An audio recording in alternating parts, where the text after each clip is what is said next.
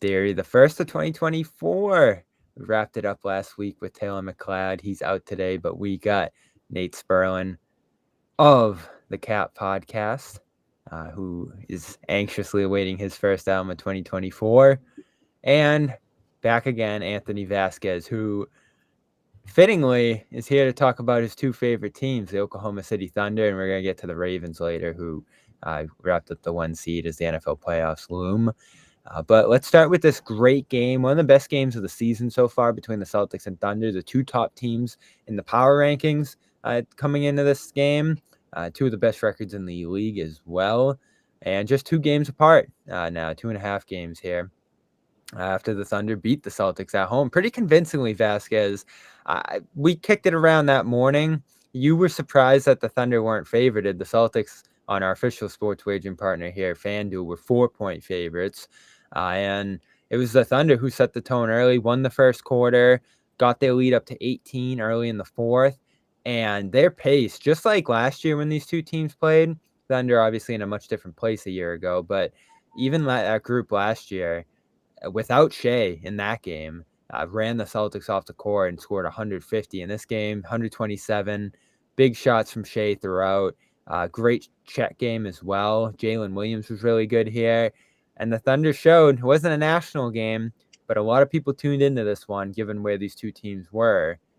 And I think this was a real coming out party for the Thunder, proving grounds here to show everybody that they're for real. Absolutely, Bobby. I hope that people begin to take the Thunder serious now. And it's hard to do so because they're the second youngest roster in the league right now at about 23 and a half years old. But we're talking about prime performers across the lineup. Like you mentioned, we got Shea, who dropped, I think, 36 that game or something like that. And then obviously Chet with another masterclass. It seems like he's leading the Rookie of the Year discussion and is not even close, with all due respect to Victor Wembanyama. It'll be interesting to see if they're able to translate this into the postseason, which we have yet to see them in. And we did over-unders, Nate, before the year. I'm interested to see what we said about the Thunder because they came in on FanDuel at 44.5, and we all went over. So we were pretty high on this team coming in. I remember talking to Vasquez and all of you guys in the chat, in our group chat edition of the show here, and saying, I want to pick the Thunder for home court. I don't know if I should because they're still so young, as Vasquez mentioned. And, you're going to have your ups and downs, Chet's first year. So I didn't feel great about it, especially with how good the West is. But I wish I jumped in all the way on them because they have the pieces here. Shea's an MVP candidate. Chet, he was a very popular pick to, be in that Rookie of the Year race coming in alongside Wembanyama because of the year off he had here. Good coach, a really good defensive team a year ago, and one that punched up quite often on their way to the play-in tournament. So you knew guys were going to take a leap. You knew they got a good pick in Jalen Williams here, but there was just a little too much uncertainty for me to jump all the way in and say they were going to be a home court team. But now that's looking obvious, Nate. Yeah. I kind of have to disagree with Vasquez a little bit about taking them seriously. No disrespect Seriously, to in their what talent. sense? Seriously for contending as a championship team. Just because they're just so young, like Vasquez said, they're the second youngest team in the roster, in the league. Excuse me, they have the second youngest roster in the league, and because of that, we usually see these young teams get into the playoffs and then end up being way in over their heads.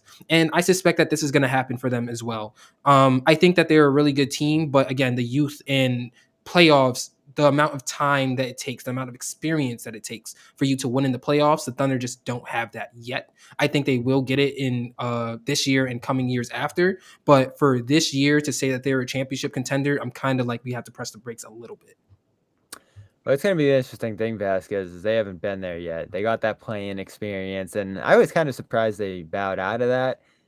But that's not quite the same as a full series, especially in the West where you're going up against, right now it would technically be Dallas, but it could be anyone from New Orleans to the Lakers, to Houston, to some of those teams in the middle there if they do fall a little bit, like a Sacramento. So there's really no opponent in the West, even if they do finish as a top 2-3 seed, that you say you're going to roll through out there just because of how deep the conference is. Absolutely true. But I do want to give credit to the Chesapeake Arena, well, now the Paycom Center. When the playoffs come, they're notably one of the loudest arenas in the league. We And saw they'll it during be the KD and excited to Russ be back. days. We saw it during the Russ and PG days. It's a loud house. So I think that'll be a benefit to them. And I think realistically, the only matchup that I would be concerned about for them is maybe a Sacramento. Just because they have a high pace offense as well. Shout out to Mike Brown. But a lot of these other teams just seem to either be woefully unprepared or just on the older side. For example, the Lakers.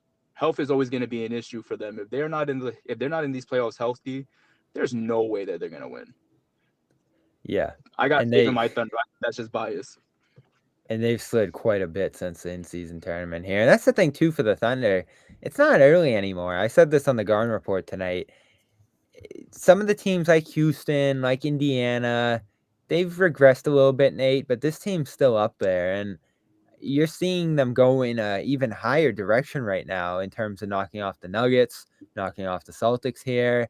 They've played some of the best teams in the league, including Minnesota, in recent weeks here, and they've built a 5-game winning streak around that schedule, getting tougher. And now it's going to really soften out. I think the Hawks are coming up, Vasquez, and the Nets and Wizards and teams like that. So they could extend this winning streak here in the short term, and then over the long term, who knows how it's going to shake out at the top of the conference, but the important thing to me is that they're going to solidify themselves above that play-in line, and that at least guarantees you a full playoff series. Agreed. I think they're definitely a playoff team without the play-in. When you're just looking at that starting five, you have Shea, you have Giddey, you have Holmgren, you have, I believe, is that J. Will or J. Dub Vasquez? J Dub. That's J Dub. Okay, you have J Dub, and you also have Lugens Dort. Lugens Dort, I've just been a fan of his for ever since he's really been in the league. Like, we call it the Dortcher Tamer for a reason. You do not want to be there.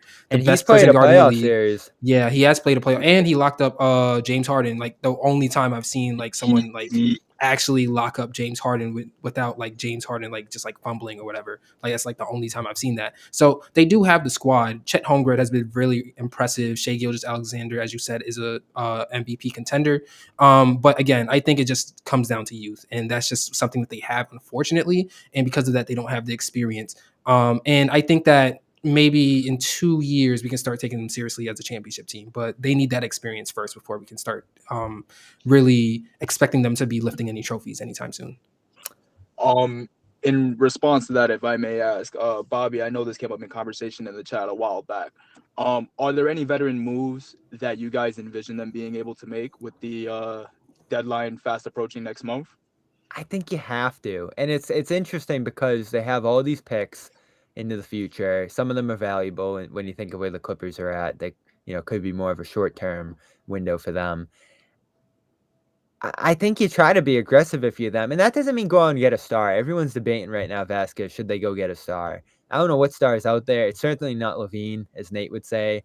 He's not going to come in here. Levine is going to tank your season. So that's not it. Pascal Siakam, I guess, is going to be out there. I don't think he's a fit here, just too expensive. I think you go out and get a veteran, certainly. Yeah, I think this team is overdue in adding one. They're just such a young team, as you mentioned there. They do have the MVP candidate in Shea, who's gaining more experience, but still on the younger side here. I think you try to look for someone who's played in the playoffs, who can either come off the bench or make spot starts if there's an injury or something like that.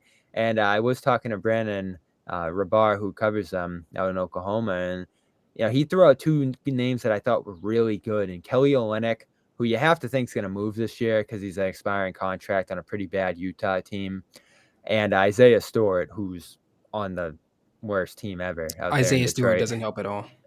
He's a big body. So if I was going to throw out a position there, Vasquez, it's center. Chet's been awesome, but there's not really any depth behind him. I know Jalen Williams with the JAY is filling some minutes there. That's J. Will. Yeah, so I don't think that's a reliable option if Chet gets banged up or if he gets up in foul trouble or something like that. I'd love to see a guy like Olynyk on this team who can shoot threes, who can ball handle, who can defend reliably in a team concept. He'd be a really good fit here. And if you remember, he went to the East Finals with the Celtics back in the day on that Isaiah team. Yeah, he definitely has. I mean, Olynyk would be a very solid add. As you mentioned, it takes a lot of the pressure off of Chet as well when it comes to banging with these burly bigs. Late in the season, that causes injuries, and he's just not big enough yet to sustain that. Um, I don't know though. I feel like I don't want to necessarily mess up the chemistry too much. I think Alex Caruso would actually be a very, That'd very be a good bold addition. one if you really want to go all in. I definitely agree. I think him being a bench player, who's still a lockdown defender, one of the preeminent defenders in this league, it could definitely boost our rating from third to first. Because we have enough scoring already. That's not the issue. It's just a matter of winning those close games and making those smart plays. And from his Laker days, we knew Caruso as a high IQ player, and I'm sure he'd be immensely valuable. It's just a matter of what the market looks like for him because we're expecting, 2 first-round picks at minimum for him? I think so. Is that Yeah. worth it? I mean, I think you need Caruso is a name out of all the names that we've said so far. I like the most because he's won a championship and he has that championship pedigree. I don't hate Kelly Olynyk at all on this team either because he has playoff experience. Isaiah Stewart, what are we doing? Like, genuinely, what are we doing? He's Like, come on. shooting 37% from three this It year. does. He do it. He hasn't even played has he even dribbled had a single dribble in the playoffs? I don't think he No, he's has. young. So that doesn't help the situation at all. I think potentially they could go out and maybe sign a veteran from free agency. Maybe look at a Dwight Howard. Maybe look at a DeMarcus Cousins, someone who has experience in the playoffs. They're gonna And go out to at least Taiwan. I mean, because when you Is now. think about it, what if they have to get Caruso? They have to give up. They have the picks, but they might have to give up a player too, and that messes up chemistry. Signing Dwight Howard is free.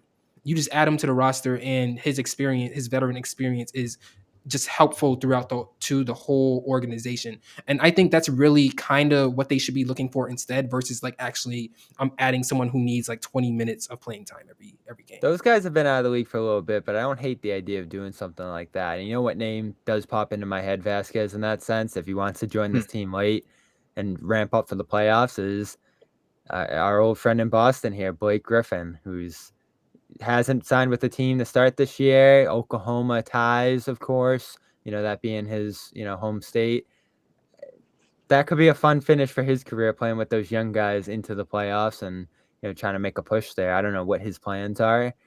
He certainly isn't, every night guy at this point, but when the Celtics really need him to step in, he did a decent job last year, and he was just an invaluable resource for the locker room if that is what you're looking for, just in terms of a veteran being there. So I think you do both of those things, right? You go out and maybe add a buyout guy, a veteran who's just going to cost you nothing, and then you try to make an impact rotation addition to this team because I don't know, what would you say their biggest weakness is, Vasquez, right now, if you had to point it out? Is it big depth? Is it their bench?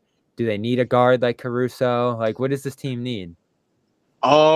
Honestly, considering that they're top 5 both in offense and defense, and they're the second youngest team in the league, I would say the only issue that they have is youth. Hence why a lot of the moves that we need have to involve veteran experience and getting that pedigree, so to speak, into the locker room and the character.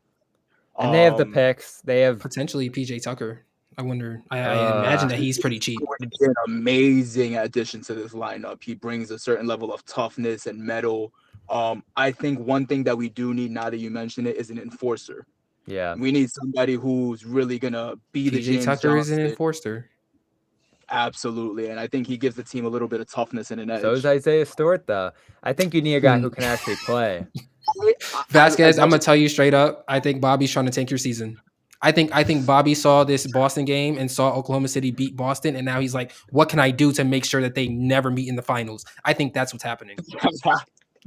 The agenda has begun early. I see. I would love this as a finals, and I've never been to Oklahoma City, so I'm intrigued to see what it's like if that does end up happening. It certainly is in LA or something like that in terms of destinations out west, but I'd be interested in checking it out. I read a book about it. It seems like a cool place, but it's very quiet. But it's listen, if you're just going for the basketball, it's not the worst thing in the world. Yeah. But this team has been the team of the year so far. I'm sorry. Compared to last year, when the beginning expectations were Wemby watch, to now being a top 2 seed in the West with like one of the brightest futures out there, they They grew quickly. I'll tell you that much. Preston was and right, huh? even if the time isn't now, you think of a Case and Wallace developing, you think of another first round pick coming in, and that's where it's going to get challenging, is where you get all these guys minutes and touches and all that. You're going to have to balance that against actually just tightening out and consolidating this roster. But they're in a really good spot no matter which direction they choose. They have these guys for a long time, so they could play the patient route, or they could try to take advantage of what they're doing right now this year. And, before we move on here, we got to mention Shea and just what he did in this game. Blowing by Derek White and Drew Holiday repeatedly. Big shots throughout. Tatum gave him some issues late, Vasquez, when they switched him onto him, which was a great move by the Celtics as they almost came back late. But he outplayed Tatum, Tatum was pretty good in this game too. You're probably tossing up each of those guys equally in terms of an MVP race right now. I know Embiid and Jokic and others are up at the front of their line, but in that next tier are guys like Tatum and Shea. And Shea was a little bit better in this game just in terms of being able to break down a variety of defenders, score 7 assists. Tatum had 8 assists in this game too, which was pretty impressive. I mean, these guys were just going mano-a-mano there, which was so fun to watch. And, Brian Scalabrine, you guys, you've heard my complaints there. But the one thing I do love that he said there in this game, he got asked, who does this guy remind you of, Shea?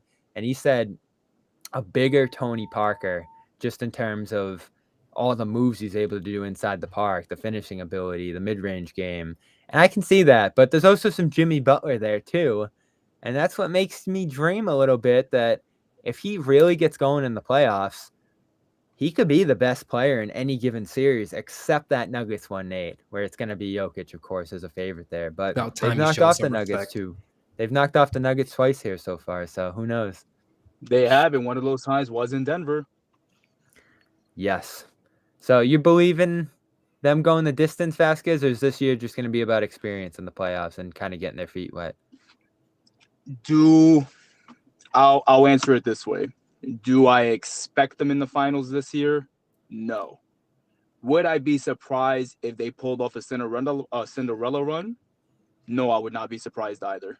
I think in the West, their only competition right now is Denver because of that man in the middle in Jokic and that offense of snipers.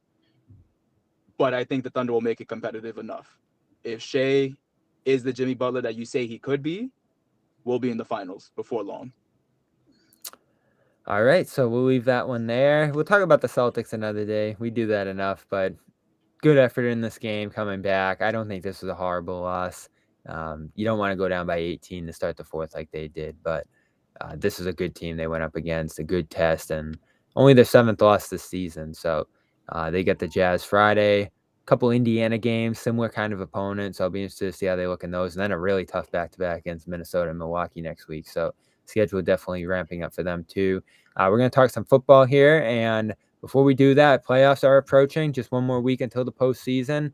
This final week here with some teams resting or whatever it might be, good time to get your money line bet in and get $150 in bonus bets when you place a winning $5 money line bet at FanDuel.com/Boston, our official sports wagering partners. Of course, basketball, hockey, and a bunch of other sports going on right now as well. So go check out the app. It's easy to use. Get paid instantly when you win. You get those $150 bonus bets instantly. First-time users, of course, in mass, 21 plus, and the bonus bets are non-withdrawable and expire 7 days after receipt. $10 first deposit required. $5 pregame money line wager has to win to get your $150 in bonus bets. Check it out at FanDuel.com/Boston. Official sponsor of the Garden Report as well as Dome Theory here.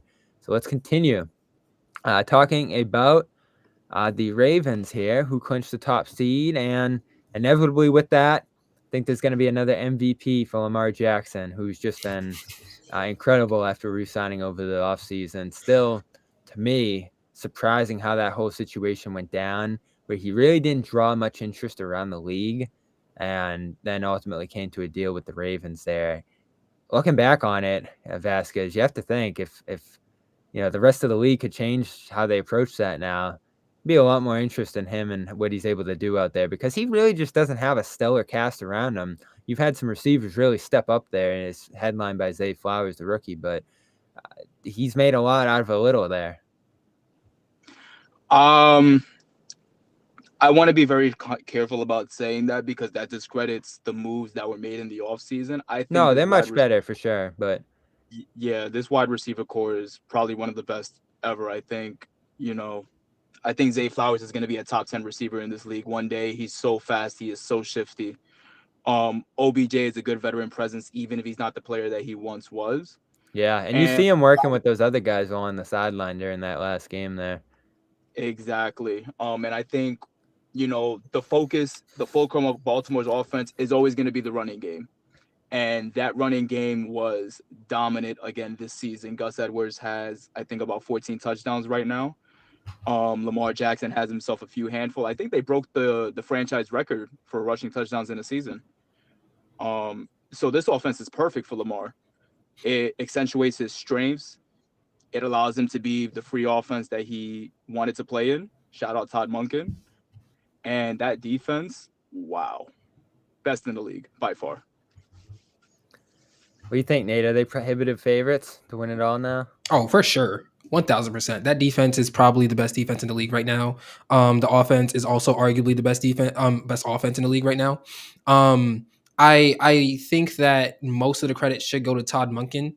For years, people were begging Greg Roman to evolve that offense, and he just never did for whatever reason. And now we're seeing it be evolved. We're seeing Lamar be able to show his talent from the pocket and stuff like that, while also being able to show what made us fall in love with Lamar Jackson in the first place with his legs and stuff like that. So seeing all that being encompassed together, it's really, really satisfying. It's also nice to see Lamar Jackson make big plays in the pocket, get outside the pocket and throw the ball, hit the receiver on the hands, and the receiver catches the ball. That's so satisfying to watch because before he'll do what he has to do inside the pocket, he'll get out and then he'll throw it like 60 yards, a dot, and then somehow it's dropped, and then nobody cares because it's not a completed play. So it's nice to see that as well. Last thing I do want to say before I hand it back over is I think everyone who is a fan of the teams that instantly came out to be like we're not interested in Lamar Jackson, I think they should be questioning their fandom because why are we being fans of teams that do not want to win? And that's really what it comes down to. It's going to be interesting too here, depending on how it shakes out. The Bills, they might sneak into the playoffs now. We'll see.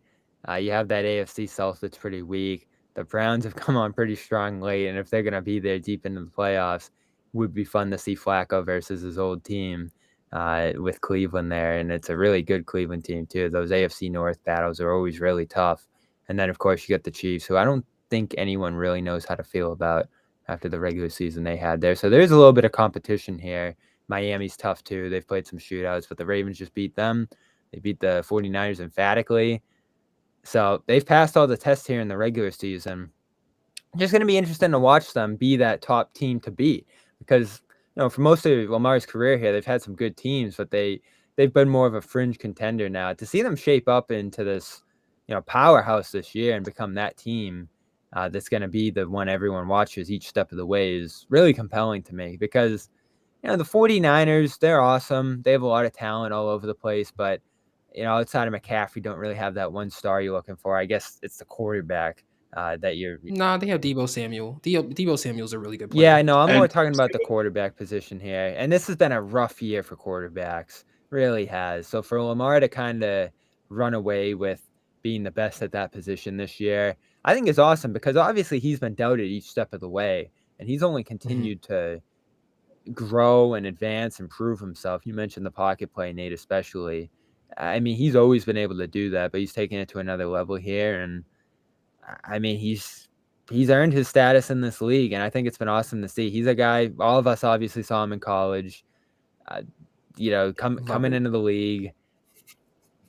I would have loved the Pats to have taken him there, but they go with Sony Michel the pick before. They're still in that Brady mode, so whatever. Maybe it doesn't go the same way, but the other thing I love about this team, Vasquez, and I know it's down the list, but if they do have that injury bug bite a little bit there at one point, he has to step out of a game halfway through. You like Huntley in that spot. And even looking long-term, they had a guy in Malik Cunningham who I love. Oh, my God. Lamar Jackson being able to mentor there. I really do. Yeah, no, I think this team is amazing.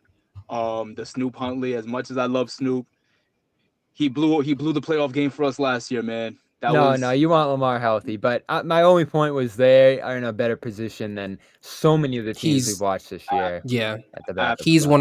one of the best backup quarterbacks in the league, and he the way that he plays fits that system like a glove. So it's obviously not going to be Lamar if Lamar Jackson gets hurt, knocked on wood. But if in that case that he does, which again, Snoop Huntley is really really good. He has the legs. He has the he just has the Lamar feel. And it's not going to be the same, but you don't have to change much in that offense for it to still be successful. And that's why I think that it's very important that they have Snoop Huntley. He might be one of the most important players on the team, even if he doesn't play, just because of the fact that you have that insurance just in case something happens to Lamar. And they have a bye now, which is important. Yes. Only one team Yeah, to get Technically, from they it. have two. Technically, they have two because Lamar isn't going to play this game, week. correct? Yes, but I mean Yeah. that's also. I think he might play a drive or two. What you don't want to happen is to be too far removed from playing. Yeah, It's that's Yes, always I tough. agree. start. I feel like they should have made Lamar play a half. Just like get that repetition in of going to the game, starting the game, playing in the game for a little bit, and then like pull them out really quickly. Like kind of like preseason style. So that's if there's one thing that I would be nervous about going into the playoffs for the Ravens, it would be that the fact that they are resting their starters and there might be a little bit of rust. But aside from that, I don't really see any other reason to be concerned about them. I love the way that Isaiah Likely has stepped in for Mark Andrews, and I'm very excited to see what will become of Likely and Andrews when they're both able to be on the field together as well. Absolutely. Congrats as well to our fantasy champion, Phoenix. We'll have to get him on here at some point, but in our first group chat edition of our fantasy football league, he comes out on top there. Not a great year for the old Milk Sharks. But I'm ahead of the Marvelous Nine. So It was quite hey a man, disaster class. Not that I needed hang that banner. Not all last three place. of Hang us- that banner. All three of us here missed the playoffs, unfortunately. Even an expanded playoffs at the last second, but we'll be back next year with some money on the Absolutely. line. But I want to talk a little bit about my Pats who won't be going to the playoffs. It almost feels wrong that with the Ravens back at this level, they're not going to have the Pats there competing with them. Instead, it's the Pats competing for the number one pick. And, they're not going to get number one, but top 5 pick at this point. Week 18, it's almost fitting because Bill Belichick's career started with his resignation from the Jets, and all he's done is beat the Jets ever since. And they've won every game since Obama. So they can keep that streak alive, even though they're going to miss the playoffs here. Even though I kind of feel like this is going to be Bill Belichick's last game as Patriots head coach. Could go out on a positive note here by beating the Jets one more time. Obviously, a lot of fans who want to see them tank and get a higher position won't love to see that. But my feeling all along is that no matter where you end up, as long as it's at the top there, you just got to make the right pick. It doesn't necessarily have to be a quarterback. You could always pick a quarterback later. But as far as Bill goes here, are you expecting this to be his last game, Vasquez, week 18? I am not expecting this to be his last game. I think if we were to believe the reports that he is planning to meet with Kraft on the offensive and have a game plan, I think it is more likely that he will surrender roster control than fully leave the organization. I think he is too close to Don Shula's record.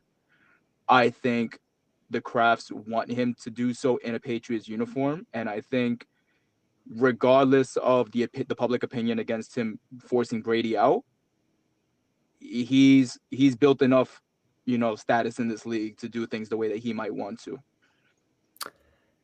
How do you feel about that, Nate? Is that a good idea to keep him around, even if he's willing to sacrifice some power? Oh, if he's willing to just be head coach, for sure. Well, it's a no-brainer. I mean, the issue has never been Bill Belichick the coach. The issue has been Bill Belichick the GM.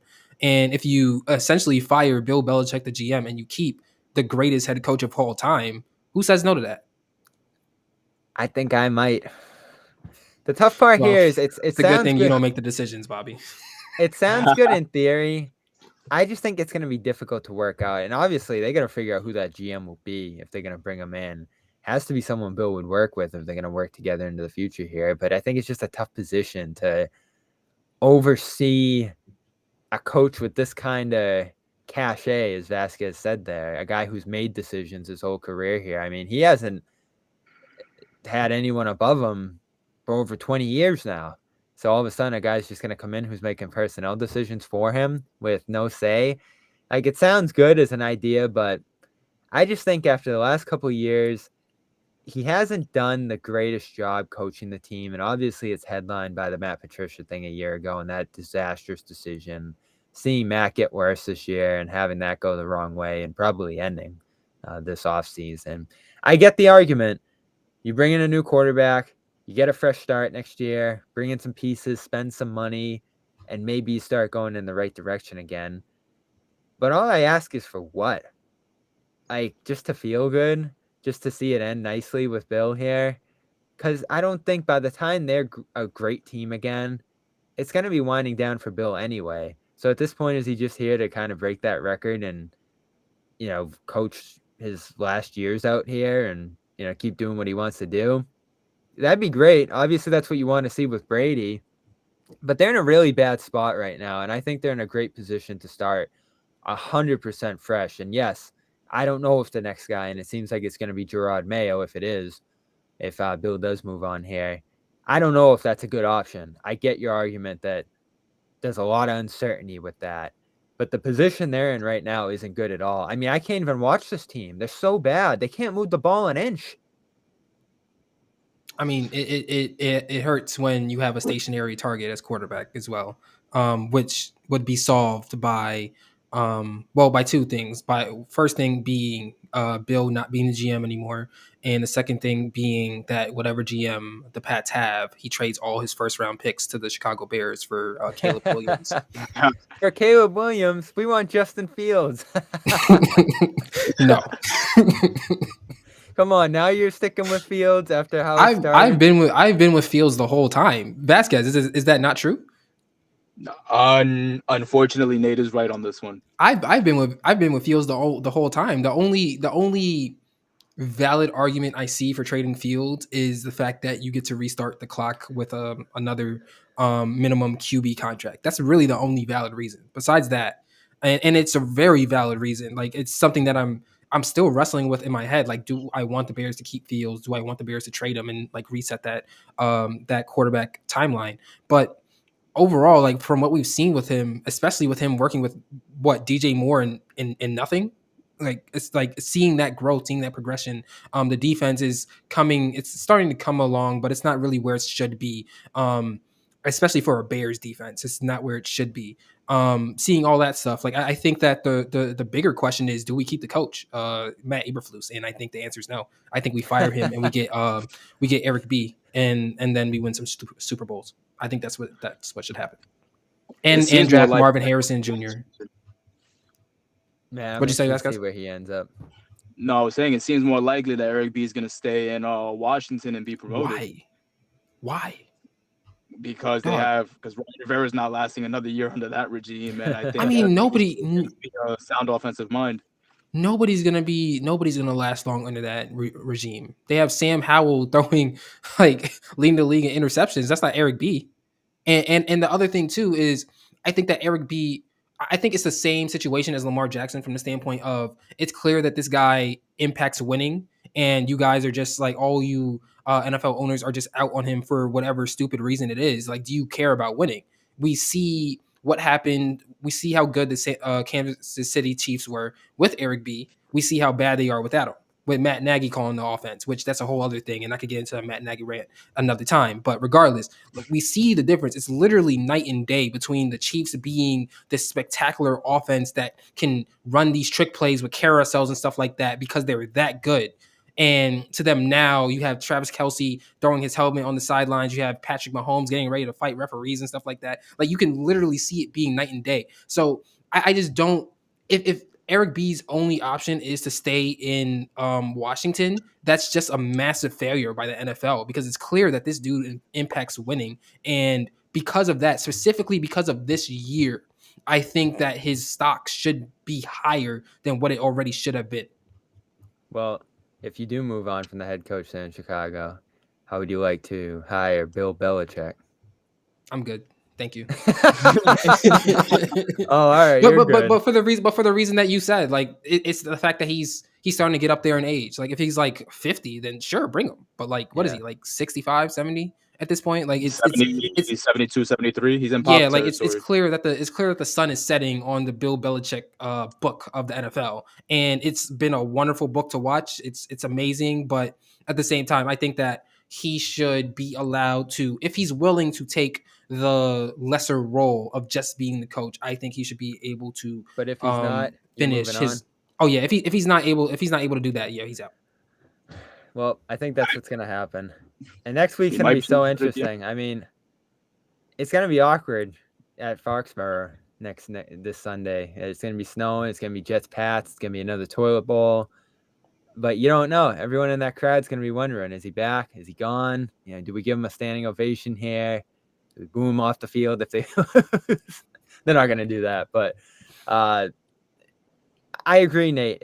I wish I could enjoy Sunday, and I'm gonna watch every snap of that game because I think this is it for him, and I really appreciate all he's given us here as fans over the years, and it's been a lot of great moments. But the time does come to an end, and I think the end is here. I don't think I can do this for another year here, and they got to figure out what the next direction is going to be here sooner rather than later. And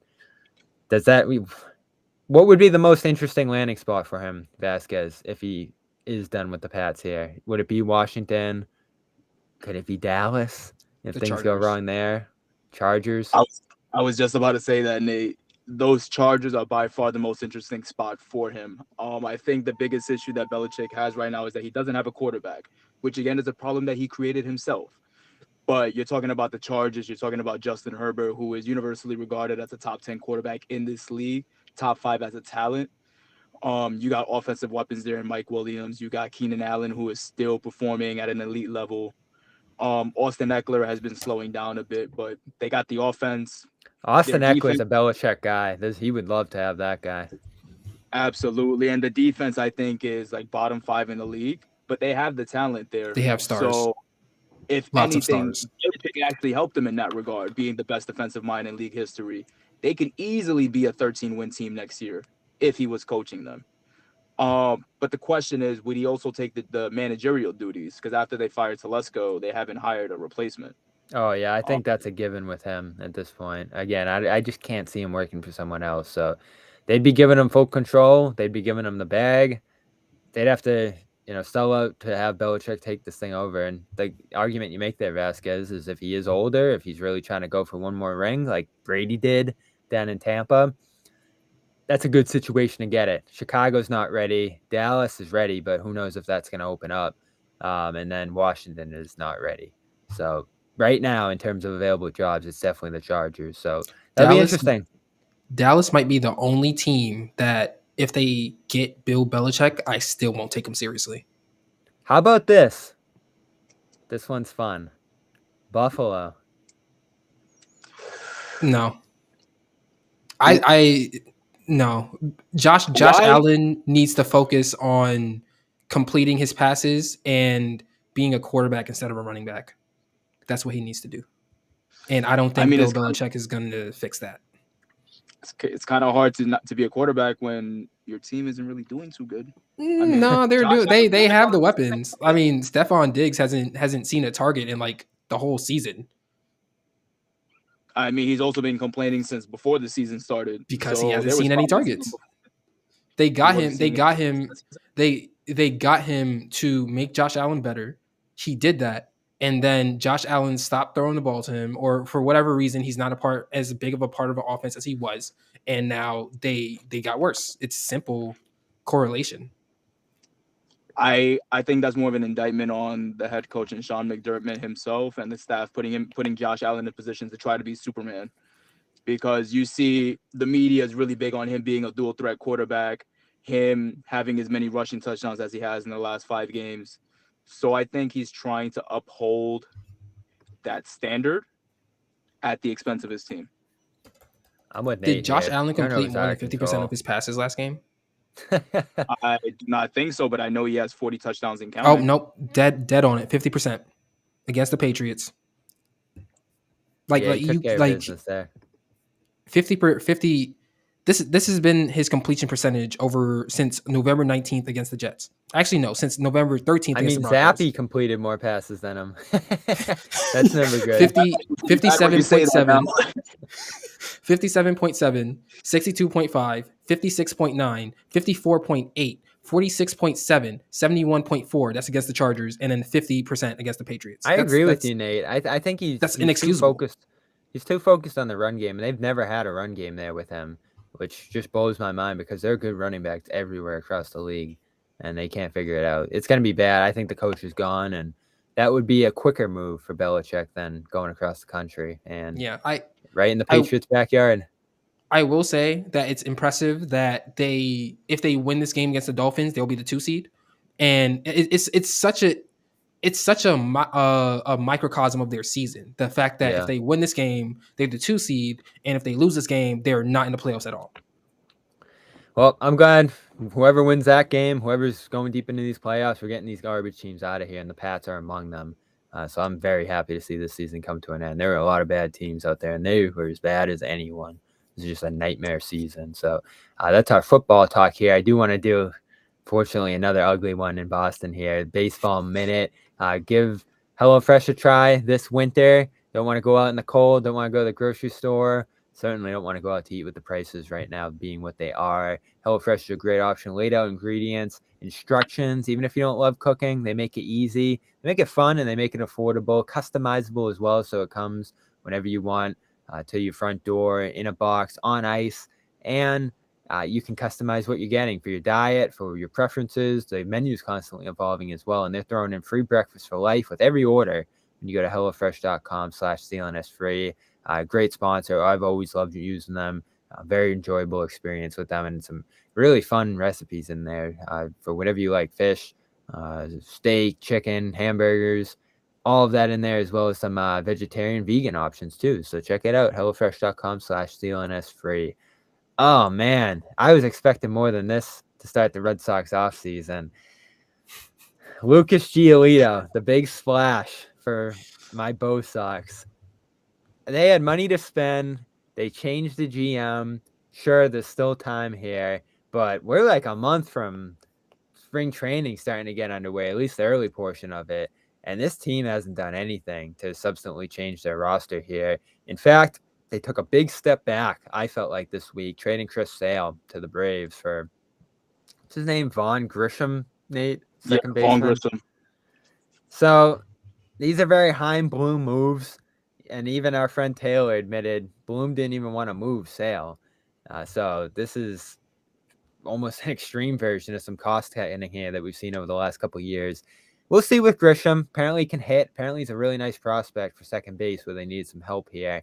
And I get the argument that Sale has been hurt so much and pitched so poorly in so many games in recent years that getting off that contract, even though they're eating, I think, $17 million here, is a benefit. And you can just move on and try to get some other arms in here who are more reliable. But to me, Vasquez, watching this team the last couple of years, and I know what Taylor would say if he's here, he hasn't pitched. So I haven't even watched enough of Sale to say this. But when he did pitch, I felt like he was the only elite arm in this rotation who could reach the 8, 9, 10 strikeout mark and really, show some elite stuff here. And whether he had a transition to the bullpen or just be that 4th, 5th starter who you're relying on a little less, he's better than Tanner Houck and Garrett Whitlock and Josh Winkowski and some of these options they might be leaning on the back end of the rotation here. This is just about money, Vasquez. I'm sorry, Vasquez. Before you go, I just want to point out how I'm very proud of Bobby from going from Chris Sale was the only elite player on the Boston Red Sox to recognizing that he was the only elite arm on the Boston Red Sox. That's why I laughed. Yeah, go ahead, Vasquez. I just had to point that out.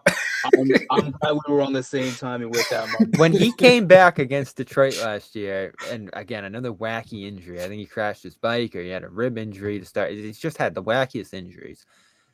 He came out and just struck out everybody. And that was the first time I was sitting there last year saying, wow, this is elite stuff. And yes, I get Devers is a great player. all the way down the line in that lineup. There's some really great players. But that was the first time you had someone step on the field and just take a game over for them last year. And he certainly had his bad starts too. But I've always loved this guy. And I guess part of this for me, Nate, is just that, you saw him in Chicago. You saw the level he pitched at back then. He won this team a championship. I just always loved his game, and you still see shades of it. And it just kind of stinks it went the way it did. I absolutely mean, agree with you. Yeah, go ahead. Yeah, I was gonna say, Go ahead. the best ability is availability. That's been said ad nauseum in all the sports, and this is very much the same situation. I think getting even 140 games out of Vaughn Grissom, who again is a very, very good second baseman, is better than potentially getting 5 to 10 starts from Chris Sale. He might be elite in 3 of them. He might get hurt in the 4th. And realistically, even if he was playing on this team, are the Sox contenders? Are they any closer to the World Series? No. No, they need to make additions beyond him. And that's what kills me right now. No pitching additions at all. You lose an arm here. And Giolito, Nate. I mean, come on. I guess they did a Zoom introduction for him today, like he's some big addition. And I get it. Maybe he rekindles some of the good years he had there in Chicago, but this isn't solving their front end pitching problems, even if he does have a little bit of a rejuvenated year here. What good years? He had solid years. I mean, 3.41 in 2019, 3.48 in 2020. What do you think of him? He pitched for in 2021. He pitched for your team. What do you think of him when he was there? Not my team. You know what needs to happen for them to be my team. Anyway, regardless of that, they were your team then. He's when he's good, he's solid. When he's bad, he's bad. Like really, really, really, really. Allowed bad. 40 home runs last year. 40 home runs last year. 20 of those home runs were on the White Sox. That's bad. I don't know. Like his career is interesting because he started off being the worst pitcher in baseball. He reworked his form, and he became solid. And now it seems like he's kind of regressing. It kind of seems like batters are kind of figuring out that new form, and they're starting to knock it out the park when he throws it too. So I don't know. Like, how much did they give him? Like, I think they gave him like Vasquez had what was the number? Right? Yeah, I believe it's 1 year, 18 million. But there's an option for a 3 year at 58. Yeah, that's an overpay to me. It's especially an overpay to me, especially when you I believe it was today he was asked about his free agency market, and he was like, "It wasn't many people knocking on my door." So you paid 18 million for someone who that was unreal. Maybe 5 teams in the league want, and it seems like he's on the decline when you look at his 2023. I understand that he was bouncing around and stuff like that, and also some of the franchises he played for. I mean, but he's been playing for a trash franchise the whole time. When he was on the White Sox last year, he had a 3.79 ERA. That's solid. When he went to the Angels, he had a 6.89 ERA, and he pitched about 6 games for them, and then he pitched 6 games for the Guardians, and that ERA, that super high ERA, somehow got bigger with a 7.04. So, I mean, I don't know why why you guys are paying 18 million for this guy. He, like I said, when he's good, he's solid. When he's bad, he's terrible. So I guess I can look forward to the times when he's terrible and you're in the chat like, oh my God, I can't believe that we paid 18 million for him. Like, I'm done with this team. Like, I guess I can't wait for that. That's you don't have to wait. I'm already pretty disgusted with this edition. Hey, B, question: How would you feel if the Sox signed Imanaga?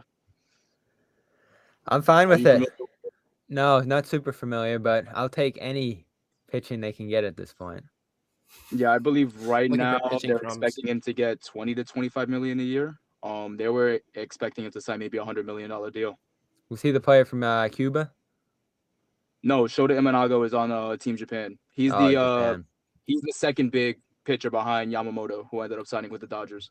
No, and I was shocked they didn't make a stronger push at Yamamoto because even for the big price tag, younger guy, I know Nate wanted to kick around his deal a little bit too, but that's really good value to me. And obviously, it's a slam dunk what the Dodgers did there, given the other additions they've made over the last couple of years here. But he's on the younger side. He's not in his 30s like so many of these pitchers that reach free agency in the American side of things. So it's a better investment, even though it does go above $300 million there.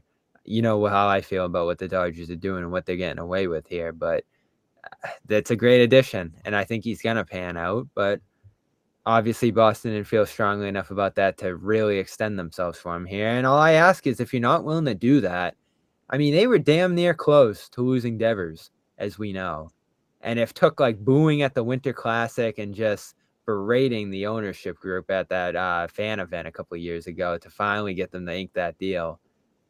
But like you can't compete not spending now. I know you can get to the playoffs and do the whole raise thing, but you're not going to compete for championships. And it's awful, going to Fenway, paying the prices fans do, investing in the team like these fans have over the years. To see this, a salary dump and a garbage bin signing a pitcher, it's a joke. Like I'm just so disgusted with this team right now, and I'll give them time. But man, like you had a lot of money coming into this offseason. There were big pieces. I didn't expect them to go out and get Ohtani, but I expected them to be competitive, and they really haven't been. I agree. We need more big market teams to act like big market teams. If Lindo was here too, we tossed a link in the chat today that the Yankees haven't spent a cent either, and I know they went out and got Soto. But I mean, this isn't the Red Sox and Yankees we used to know. Yeah, I mean, the Yankees not willing to go up to $350 for Yamamoto, especially like you said before, with his age, his youth, and what he could eventually develop into is just idiotic. That's not the Yankee way. That's not the way that the Yankees built their empire off of. And if they're expecting to win championships like this, it's not going to happen. How about both these teams not being in on Ohtani at all? Well, the Red Sox, the Yankees weren't. I kind of suspected the Yankees wouldn't be in on Ohtani just for the sake of you hear about the Anthony Rizzo and how they didn't take care of him like physically when he's playing with a concussion for 3 months and stuff like that. Like I think that types of stuff. I think that kind of drives free agents away. I have to imagine because again, like you want a franchise that cares about you, that cares about your physicality and stuff like that, your athleticism, and especially your mind and stuff like that too. Especially understanding how magnified the issue of CTE and concussions across all sports has become. And to see that a team is just playing around with someone's brain like that is just insanity to me. So I'm not really as shocked that the Yankees didn't really have that much leverage in the Ohtani situation. If they did offer $700 million, I'm sure you could look away from that. But even then, like I'm not fully sure because again, no, I mean the price just got so high on him, so I'm interested to see how that plays out. But and to your point, like if there's ever a team that should be able to afford that, it should be the Yankees. Right. So, I like the Red Sox, big market team. I understand that you guys love baseball over there, as I like baseball, as Vasquez loves baseball. I understand that, but if we're really talking about like the big market teams, like Boston isn't really in the same conversation as the Yankees or the Dodgers. I mean, for 20 years, my whole life growing up, they had stars, and I love Devers. And he's won a championship for this team, but he hasn't really resonated, unfortunately, because of some really bad years in the city as one of its bigger stars. And beyond that, you lose bets over cheapness and just, unable to come to an agreement there, whatever the reasons might have been. You lose Bogarts, which I really hated, and that kind of, was the beginning of the end for Bloom for me.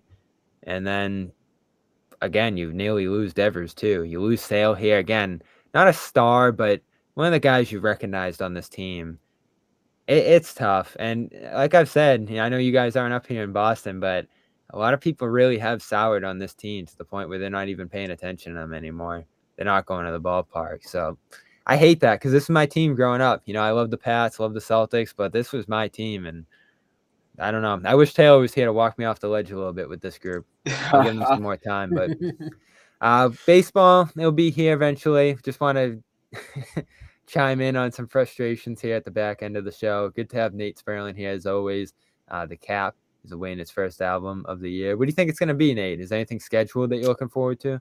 Playboy Cardi's teasing, 21 Savage's teasing. Metro Boomin said he's going to drop 3 albums this year. One of them is, I assume, is going to be with 21 Savage. The other one's going to be with Future, and you might be excited. I think the other one might be JID. Yes, freestyle. I think he kicked off the new year with, which was really solid as always from him.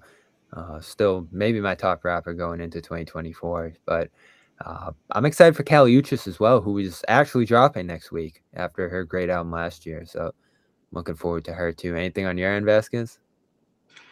We got week 18 for the Ravens, and that's basically it, man.